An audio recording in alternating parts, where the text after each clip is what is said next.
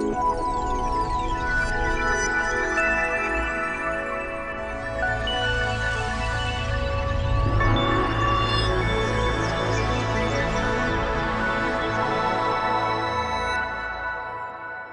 want to start with a question, because I think this question really sums up where we are right now. And the question is this: if you were sued every time you accidentally violated copyright law in a single day, how much do you think that figure would be in US dollars? Anybody got any ideas? The winner, by the way, will get a signed copy of The Pirate's Dilemma at the end of the talk. So I'm not talking about things like downloading music illegally or downloading films. I'm talking about violating copyright law accidentally, so singing Happy Birthday in public, forwarding an email to somebody with another email attached to it that you didn't write. All the things that we do that we don't even realise we're doing. Anybody got any idea? In a day or over a lifetime? In one day, in US dollars, please. 1,000 US dollars a day in liability. Anyone else? $750,000. Who said 12 million? She just won. How did you know that? You read it. She read it. So a law professor in Utah just arrived at this figure. He worked out how many times he did in a single day. This figure might be slightly high because he had a Captain Caveman tattoo on his shoulder. So obviously, you know, that puts it up a little bit. But that's crazy, right? $12.45 million a day in just doing things that we don't even think of as infringements. That's $4.5 billion a year. What's wrong with that picture? Why are our copyright laws so out of touch with how we actually use information? And what I talk about in the book is the reason for this. The reason is that the world has really changed and the way we use information has changed. Information used to flow in one direction like this. You had broadcasters here and receivers here, or producers and consumers. And it's become this two-way street. Anybody can broadcast or receive or rebroadcast or repurpose or remix anything pretty much online. And so now all this decentralization is going on, and a lot of industries are becoming decimated and democratized, and people are very concerned about this. They see what's going on, and they see piracy, a problem, something we've absolutely got to stop. And people are right to be concerned because pirates are and always have caused a lot of problems. But I want to make the case that pirates also cause something else. Pirates cause solutions. Pirates actually create innovation and new markets. And so I'm going to keep it very, very straightforward. We're going to talk about three things today: why piracy is important, how it works, and how we should respond. So why is it important? Well, first of all, it's a threat. This we know. If you are in any kind of business that deals with information, piracy is a problem for you. If you're in the music business, if you're in the movie business, the fashion industry, video games, pharmaceuticals, any business at all that deals with transferring information in some way, piracy can be a problem. But it's going to get worse, and I want to show you just quite sort of what I think could be possibly the worst case scenario and how much of a problem piracy could become. Anybody know what one of these things is? Anyone seen one of these before? This is called a 3D printer. And like a 2D printer prints designs or words on paper, this actually prints using different ceramics or resins or thermoplastics in layers and actually creates physical objects. They're like these desktop factories. And people have been using these in industrial design for a while to make things like prototypes of cars at car shows, or architectural models, new prototypes of products. People have been printing out sneaker prototypes in them, and all kinds of companies are using them. The scary thing about the 3D printer is Moore's law is really in full effect here. These things are getting smaller and cheaper and faster the way computers did. And people in the industry are predicting that in maybe 10 years' time, well, people will be downloading sneakers at home like this young lady is up here. Well, what does that mean for companies like Nike and Reebok when people are downloading sneakers? And the thing is, it's already starting to happen. This is a soccer boot that's made on a 3D printer, made by a company here in London called Prior to Leather. And they make these 3D printed boots. They scan the feet of professional soccer players, and you pretty much have to be a professional soccer player to afford a pair of these boots. And then they print out the actual shoes. So that's crazy, right? I mean, this is already starting to happen, and as the technology becomes more ubiquitous, the piracy of physical products is going to take on a whole new chapter in its life. Just to kind of confuse you even more, I know a guy, a professor at the University of Bath, who's currently working on a 3D printer that can print a 3D printer. right? So piracy's a threat, and it's becoming even more threatening by the day. But piracy is important for another reason. Piracy is also an opportunity, and it offers us massive opportunities as a society, and it always has. Now, this sounds counterintuitive. I arrived at this conclusion at a young age. I grew up here in London, and I was obsessed with pirate radio and the pirate radio stations that cover the city. I'm sure most of you, everybody's familiar with pirate radio, right? Yeah. Everybody? Okay, so good. So I spent most of my weekends at the top of tower blocks like this one's, DJing to large sections of the city, playing house and garage and grime and all this great new music. And the thing I loved about pirate radio was I saw that it was really adding value to the British music industry, and it was adding value to the community I was part of, and it was creating opportunities for people. So the word pirate always had different connotations for me. But piracy, although it's technically illegal, these are some of the blocks I played on in West London. I won't say which one, just in case there's still a pirate in there. And the reason it's kind of tolerated here is because it adds value to the companies who are in the legitimate market space, who are serving young audiences. Whereas big radio stations like KISS and Capital, KISS obviously itself was formerly a pirate station.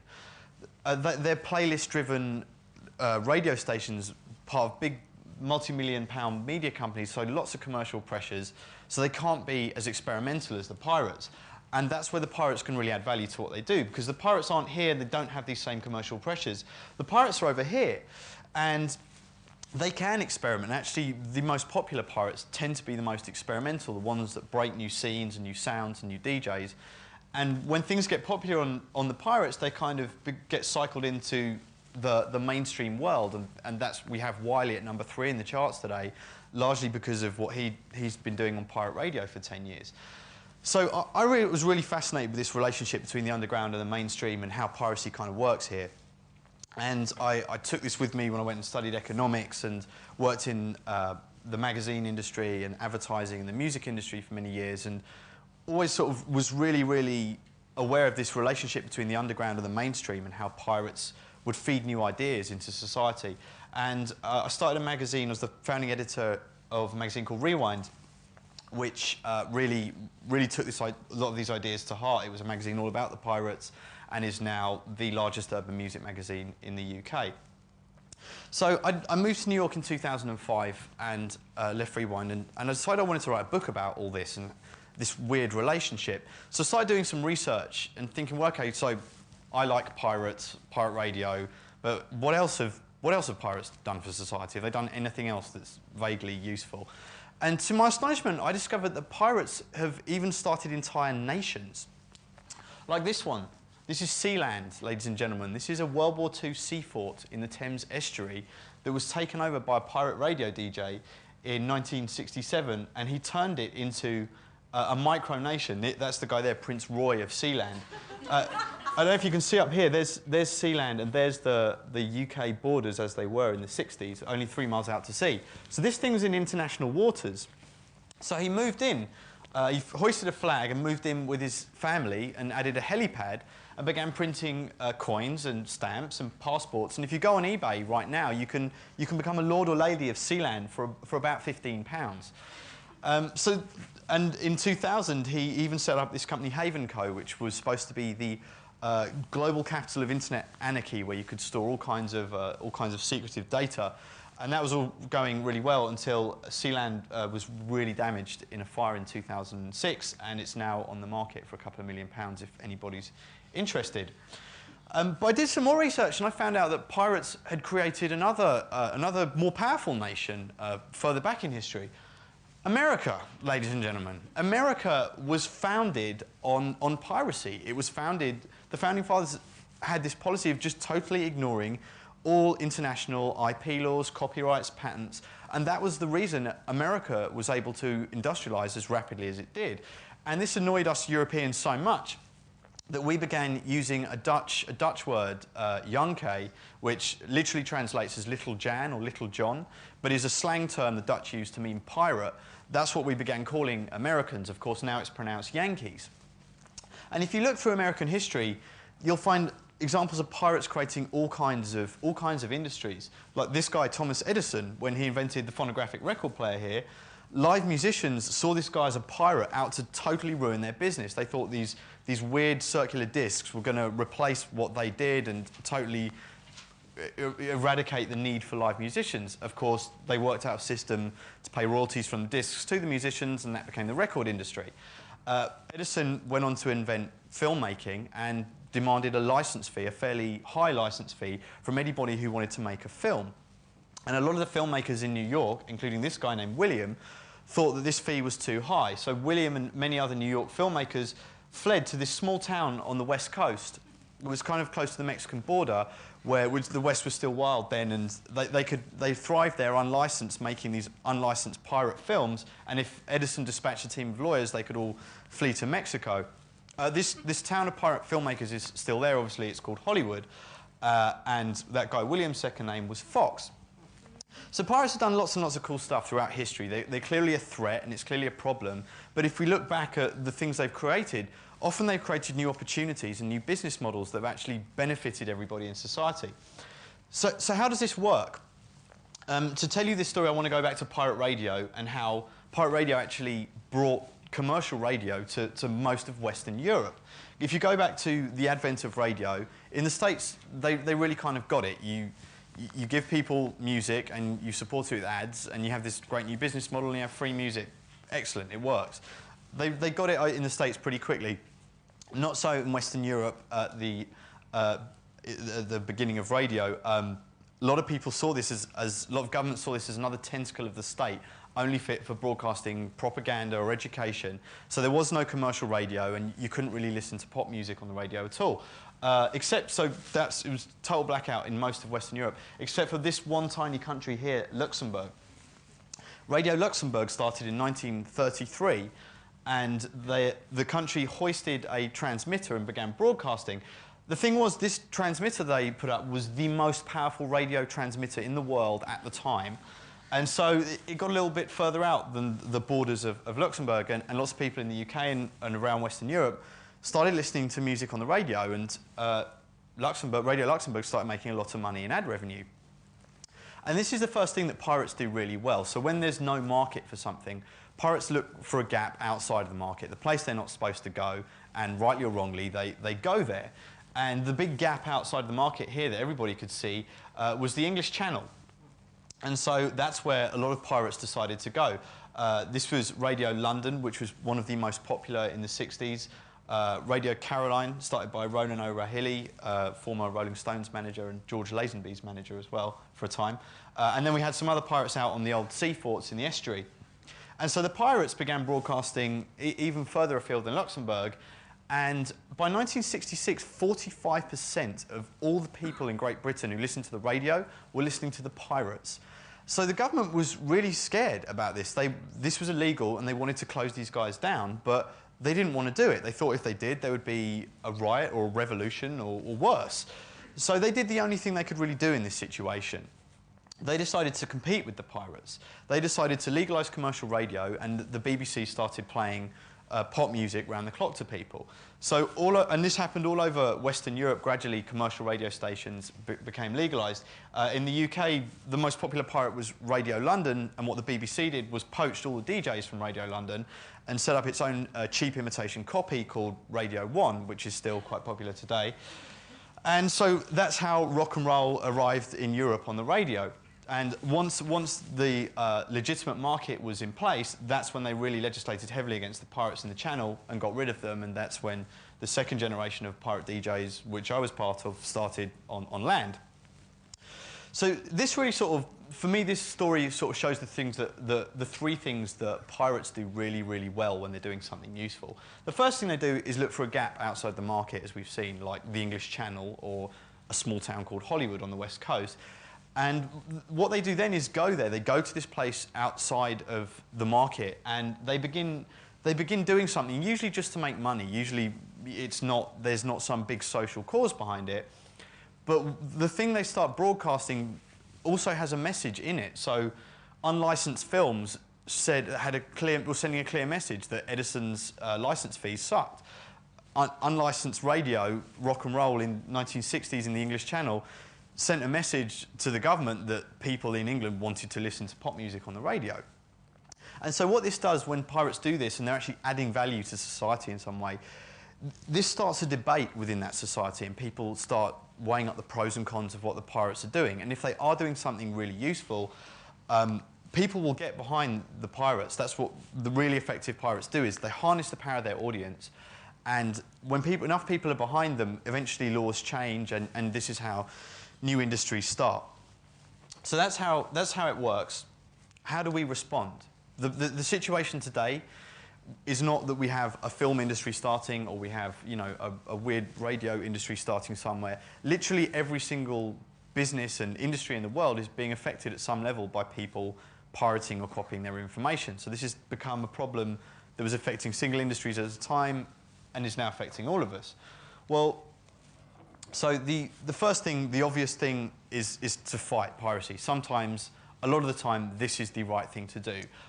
If you are Colgate Palmolive, this happened to Colgate last year, and a Chinese manufacturer begins producing knockoff bootleg versions of Colgate toothpaste that's actually toxic, well, that's not adding any value to you, and it's not adding any value to anybody in the business of brushing their teeth. That's poisonous. It's not going to work. You fight those kind of pirates. The same way, I'm sure Burberry are not terribly excited about this car. It's probably not adding any value to their luxury goods brand. And I'm sure Rolex are not terribly impressed by this attractive wall clock. But I could be wrong about that. Maybe Rolex should be getting into the homes furnishings business. Maybe this is an untapped market where they would really help their brand. The thing you have to ask yourself, if you are a company or an artist and someone starts pirating or copying your work or doing something slightly different with it, you have to ask yourself, what business are you really in? Like, what is it that you really do, and what is it that people really value about what you do? Because that's the important thing here. It's not what you think you do, it's what everybody else likes about what you do or don't do. Because if you get the answer to this question wrong and you're not really sure what industry you're in, piracy will wipe out your business regardless of what the law says. And an area where we've seen this happen in the last decade is the music industry. You go back to the late 90s, when the file-sharing networks were just getting started and you had 5 big majors dealing with this problem, they looked at what was happening and they looked at the file sharing that was going on college campuses and were not terribly impressed and didn't think it was anything worth considering as a business model. It was something to fight. But this showed them up to be not the music industry, but in fact be the little plastic disc industry. Because over here, these people were also distributing music and doing something that was actually adding value to people involved in it. And in the first instance, most of the majors missed that. And what happened was the plastic disc industry began to shrink and the file sharing networks became brands just like the labels were. We had Napster and LimeWire and Kazaa. We still do have all 3 of these brands. The majors obviously responded by throwing lawsuits. They got rid of Napster for a time, but the file sharing networks kept coming back and the little plastic disc industry kept getting smaller and smaller. Because what the pirates had actually done was highlighted a new market space and a new way for people to think about distributing and sharing music, which these 4 companies didn't really want to consider for a very, very long time.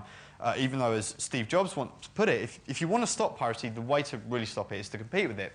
And that's what he did when he created iTunes and was really the first person to legitimize this space on a massive scale. And of course today Napster's back and Amazon's involved and there's a ton of businesses doing this and there's artists doing this as well independently of the majors. And it's totally revolutionized the music business. And while, what this really shows us is that piracy is a market signal. It shows us a lot of the time that markets aren't working quite as efficiently as they could, which was definitely been the case with music. There was a more efficient way to distribute it, a fairer way for artists to get to their audiences.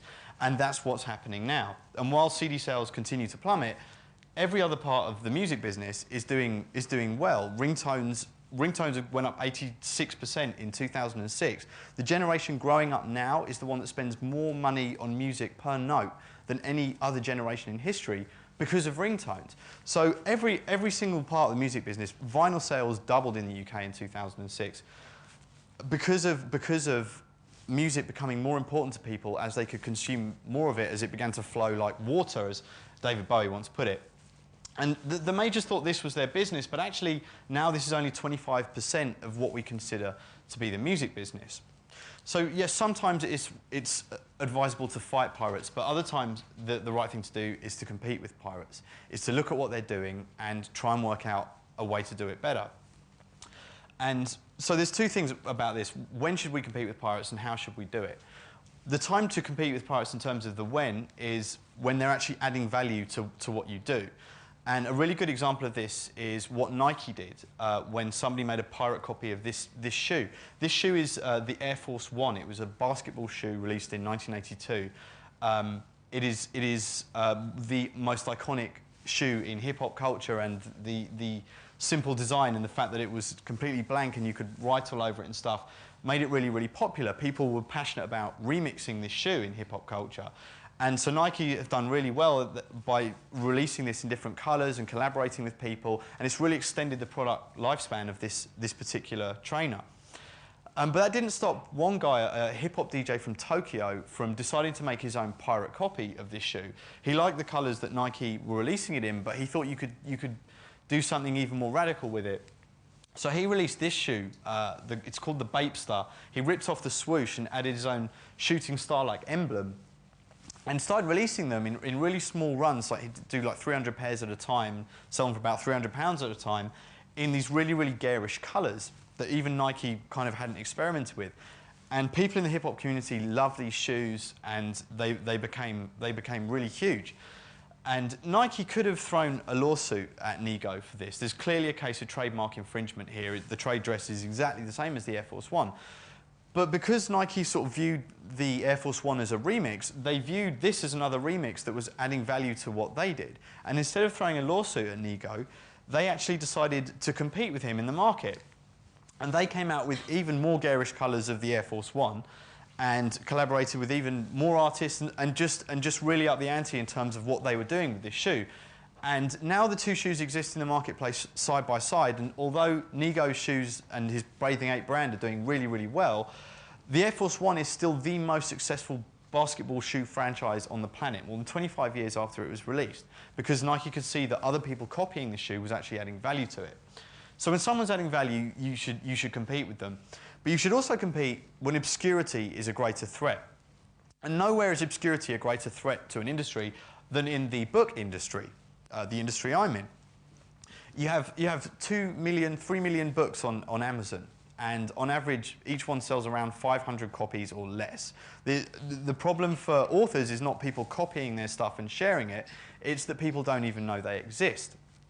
And this is true of first-time authors and even best-selling authors. This guy, Paul Coelho, who wrote a book called The Alchemist, which did incredibly well here and in America, he noticed his books weren't selling very well in Russia, and he couldn't work out why.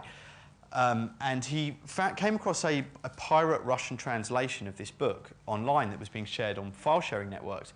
So he set up a blog called The Pirate Coelho, which he directed all his fans to, pointing the ways to pirate copies of his books in lots of different languages.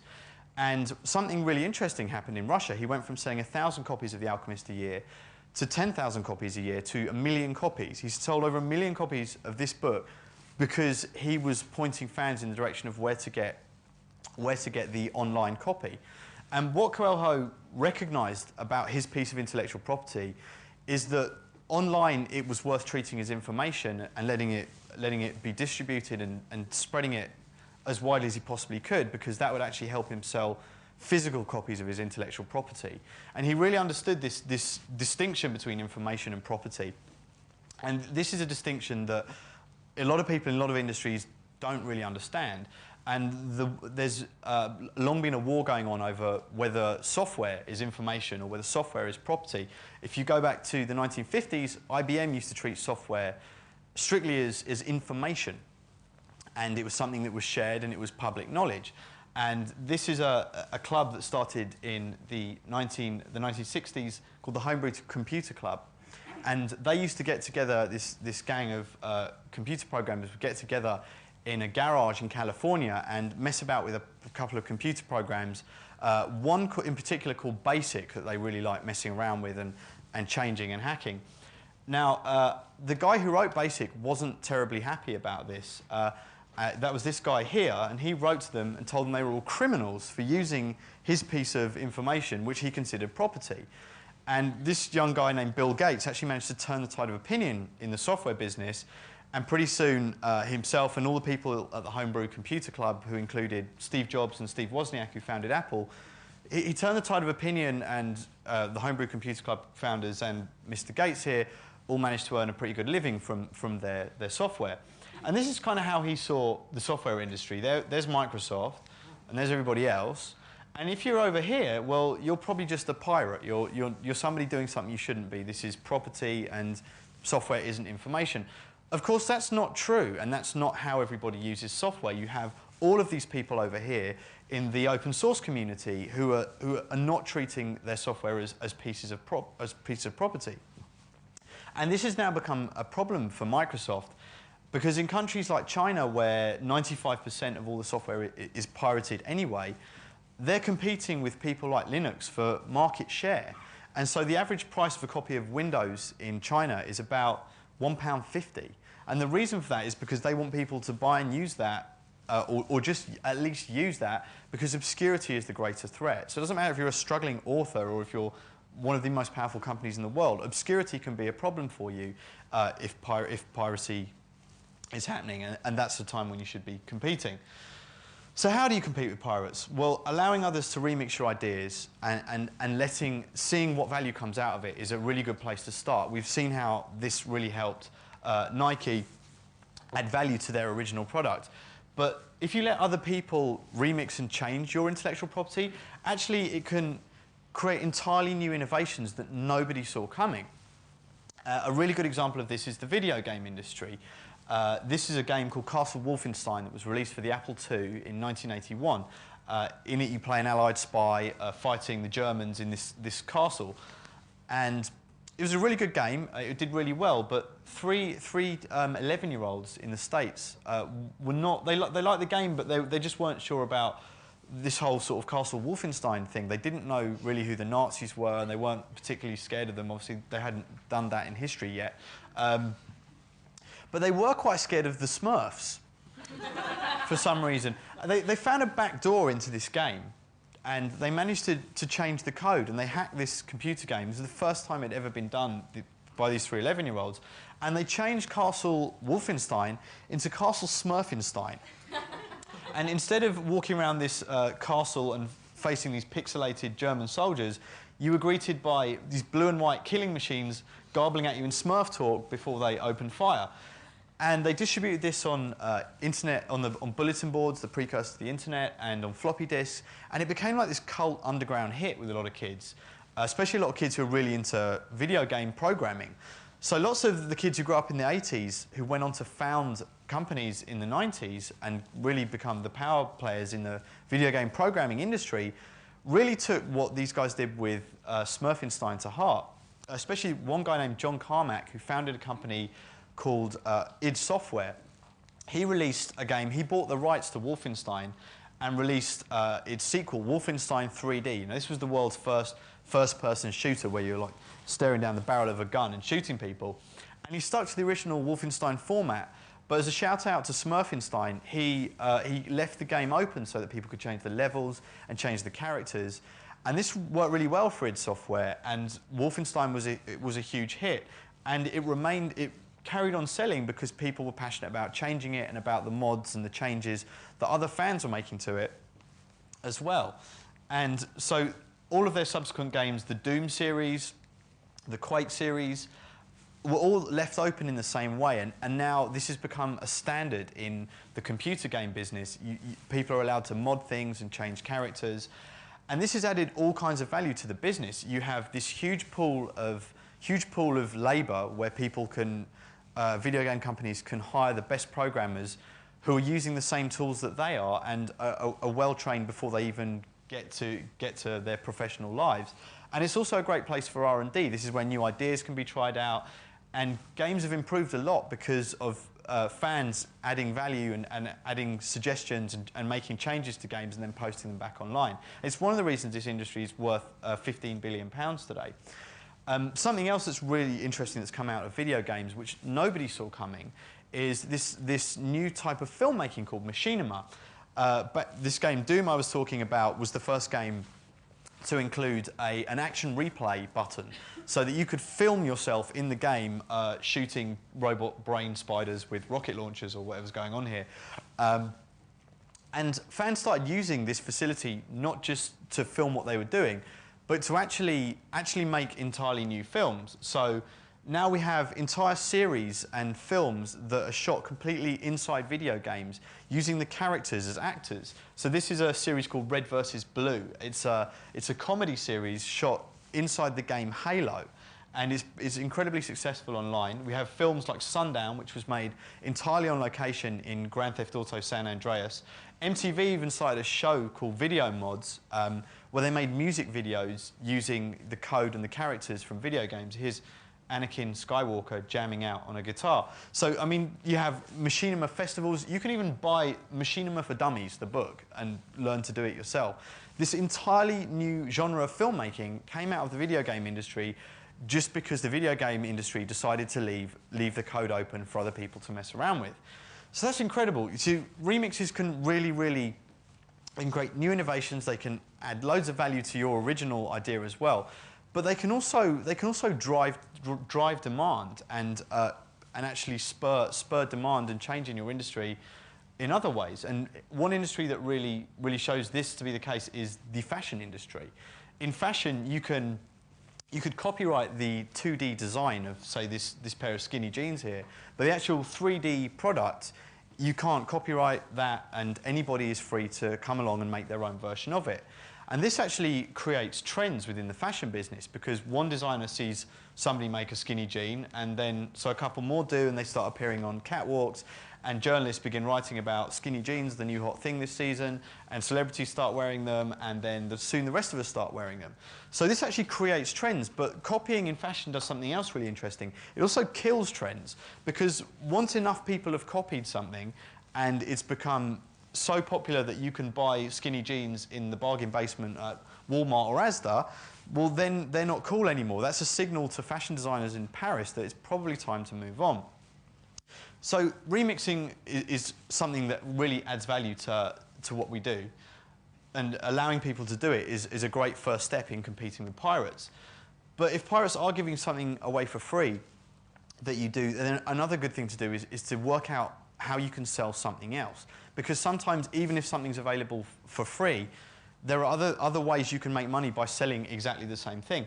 You can sell convenience. This is what Steve Jobs did with iTunes. You can get every single song available on iTunes for free, and yet he's grossed more than $4 billion because iTunes is more convenient for a lot of people. A lot of people don't know how to use BitTorrent sites, or don't want to look at the ads on the Pirate Bay, and are not interested in even entertaining the notion of stealing music. They just want to buy it online, and that's what Jobs really tapped into. Another good example is Windows versus Linux, Windows Vista especially. Does anybody in here use Linux? Yeah? Do you guys like using Linux? Yeah, right? You talk to anybody who uses Linux, they love using Linux. People are really passionate about it, and it's free. And talk to anybody who uses Windows Vista, or go online and read some of the reviews of Windows Vista. Nobody likes Windows Vista. It's been a terrible failure, and nobody likes it. Windows Vista sells many times more copies, and it's used more than Linux by thousands of times more, because people just understand this model better than Linux. They think the learning curve on Linux is like this. They don't, which is not true at all. Linux is actually fairly easy to use. But people don't understand that, and Windows is the convenient thing that we all understand, so that's what people stick to. You can also sell experiences. This is, I think, what Hollywood is selling now. If you go to last summer in Canal Street in New York, which is where most of the pirated DVDs are bought and sold, the pirate DVD manufacturers down there were complaining that downloading was starting to affect their business. It was hurting their business. So, I mean, when you have pirates complaining about the pirates, you know that your industry is in trouble. And yet last summer was the first summer where Hollywood made more than $4 billion at the box office. And the reason they did that is because going to the theatre is not the same as going and buying a pirate DVD. People value the experience of sitting in an audience with other people and watching a film that way. And So that's what Hollywood is really selling. This is true of other products as well. The bottled water industry, think about it, it's the biggest scam in the world. We have this stuff everywhere in our taps, some of the cleanest water possible, available for free, and yet we have a £4 billion bottled water industry. Why is that? I mean, it's because bottled water is more convenient. Sometimes a bottle is a more convenient way to consume water. And it's also because they sell experiences, they sell stories, they sell Fiji or the French Alps or whatever it is. And that's what you're buying when you buy bottled water. So even when stuff is available for free, we can, and our history shows us that we have been able to sell things and start new industries on top of that.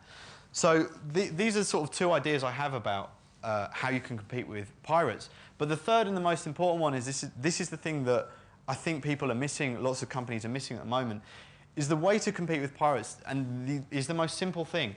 You need to copy them. You need to look at what they're doing and do it, and just do it better. And it's really as simple as that. And you need to do that because if you don't, your competitors will. If it's really a sign of market failure and it is adding value, at some point, you're going to have to do this. Now, a lot of companies are starting to understand. This is a quote I really like from the co-chair of Disney. And it really sums up, I think, the sort of corporate mentality about piracy and sort of where it is now. People understand that piracy is a new business model, and nobody really likes it, but people are starting to understand that piracy is something you need to compete with. And I was talking at the beginning about our laws and how they're so out of touch. And the laws will change eventually. But people in business don't really have that kind of time, because before the laws change, people in business will start competing with pirates. So if you're a company in a market and pirates start affecting what you do, you've really got two choices. You can either throw lawsuits at them and hope that they go away, and sometimes they will. But if they are adding value to society, they will come back, and they will keep coming back. And if throwing lawsuits at your customers and fans becomes a real core part of your business model, well, the truth is you don't really have a very good business model anymore. Because what the pirates have done then is highlighted a new space and a new way for people to do things, and found some new value inside of a market. And the thing to do then is compete with them, because if you don't, your competitors will. But once everybody does and everybody legitimizes this new market space, it actually creates more opportunities for everybody involved. So really that's the crux of my argument. When we're faced with the problem of piracy, we can either fight pirates in the courts, or we can match what they do in the marketplace. To compete or not to compete, that is the question. That, ladies and gentlemen, is the pirate's dilemma. Thank you.